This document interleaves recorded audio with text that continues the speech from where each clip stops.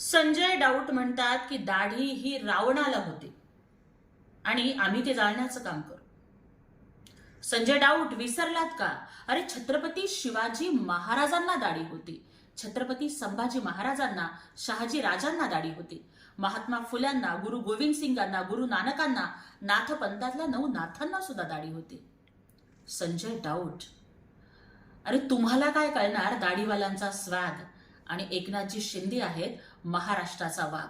आणि by the way, दाढी ही छत्रपती शिवाजी महाराजांच्या मावळ्यांना शोभते, तुमच्यासारख्या कावळ्यांना नाही. तुम्ही काडी लावत जावा, आम्ही विकासाची हिरवीगार झाडी लावत जाऊ. तुम्ही जाळण्याची भाषा करा, आम्ही मात्र महाराष्ट्राला सांभाळण्याची भाषा करू.